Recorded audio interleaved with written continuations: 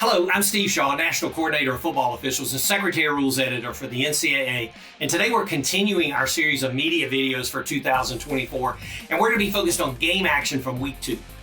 Now, it was another good week for our technology, our coach-to-player communications, and our sideline tablets. It was very solid with continued learnings that will apply going forward. But we've received a lot of questions. Are targeting fouls up for the season? So through week 2, we've had 37 players in FBS that have been disqualified for targeting in 178 games. So that is 0.21 targeting fouls enforced per game, or maybe better said, 1 targeting foul in every 5 games. Now, compared to our end of year number last year, which was 0.16, we're up pretty significantly. But if you compare it week 2 over week 2, last year we were at 0.22 targeting fouls enforced per game, and we're just below that at 0.21. So that continues our 4-year trend of the targeting fouls going down, and that's a compliment to our coaches that are teaching better techniques and the players who are modifying their behavior to keep their helmet out of the game, and that's good for everyone. So with that, let's get on into some plays. Our first play this week is a kickoff early in the game. Now we're going to see receiver number 28. He indicates with the T signal that he's not going to return the ball, but the ball hits in the field of play, bounces straight up. This is a live ball, and we see number 28's teammate, number 21, alertly recovers the ball, turns back upfield, and he's downed inside the 5. Now the rule states that if a kickoff, untouched by the receiving team, touches the ground on or behind the receiver's goal line, the ball is declared dead and it results in a touchback. But as we can see, this ball hits in the field of play and bounces straight up.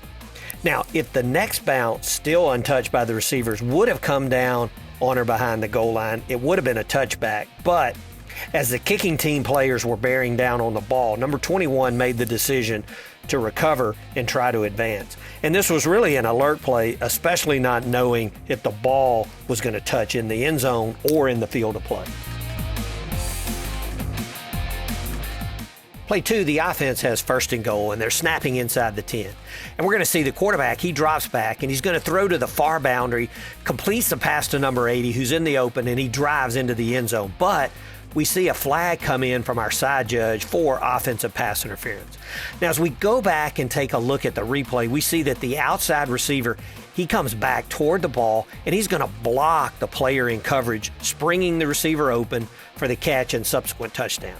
Now, we see the officials come together to discuss the play, and as we go back and take a look again, we see that the snap is at the 7-yard line, and the ball is actually caught just behind the neutral zone, and by rule, to have a foul for offensive pass interference or even defensive pass interference, the pass must cross the neutral zone.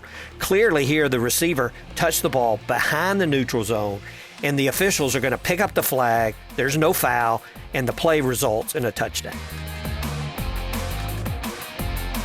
Play 3, we're late in the 4th quarter, the score is tied, and we're going to see that the quarterback, he takes a very deep drop, he's going to throw long, and the receiver makes the catch and is down inside the 10. Now, the quarterback is celebrating the play, but he clearly turns his attention to the opponent's bench, and he's taunting the visiting team. This is an unsportsmanlike act, and the crew gets the marker down. And this is a dead ball foul that will be enforced from the end of the play. It'll move the offense back 15 yards from where the receiver was down, and it'll be 1st and 10. Now, we allow the officials' judgment in celebrations. We don't want to be overly technical, but we know when players cross the line, we should get the marker down. Or if they have actions that are demeaning to the game, those are fouls. But there is no latitude on taunting actions, and the officials are instructed to get the marker out whenever a player taunts their opponent. This was a correct call. Play 4, we're going to look at substitution mechanics, and we know that by rule, anytime the offense substitutes, the defense gets the opportunity to match up. And per our official CCA mechanics, offensive players going into their team area just after the play, we go through our substitution mechanics just as if there's a substitute, because it can be impossible for the defense or officials to tell in real time if the offense subs in this type situation. So we see the runner goes into the team area, and so we're going to work through our substitution mechanics. We see that the referee, he has the T signal up, and the center judge is in place at the center as not to allow the snap. Now, the offense is trying to go fast, and they're going to snap the ball before the referee releases the center judge. Now, the crew, they simply shut the play down, and that's correct, and there's no penalty the first time this happens in the game. But the referee gives notice to the head coach that if they snap the ball with the center judge in place during the substitution process again during that game, it will result in an unsportsmanlike conduct foul against the offense.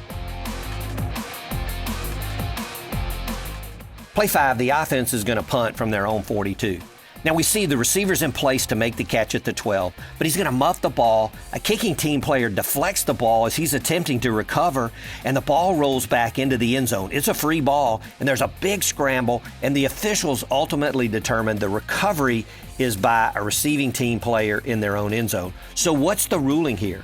Many thought this might be a safety, but by rule, the impetus imparted to the ball is by the kick, a punt in this case, and the kick is responsible for the ball's progress here, and even though the ball was deflected, it's still a kick, and since the receivers gained possession of the kick in its own end zone, the play results in a touchback. Now, had the kicking team player recovered in the end zone, it would have been a touchdown for the kicking team, but this play was properly ruled a touchback and not a safety.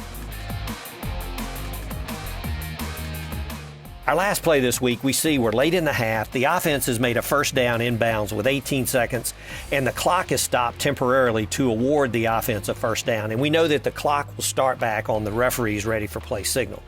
Now, the offense wants to spike the ball to stop the clock, and they're allowed to do this by rule.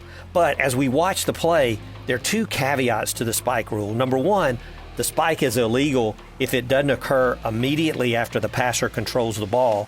And it's illegal and is considered intentional grounding if it's thrown after the ball has already touched the ground. And we see that the ball did touch the ground here before the spike, and we get a good announcement by our referee. The quarterback picked up the ball after he hit the ground, and he spiked it. That's intentional grounding by the quarterback.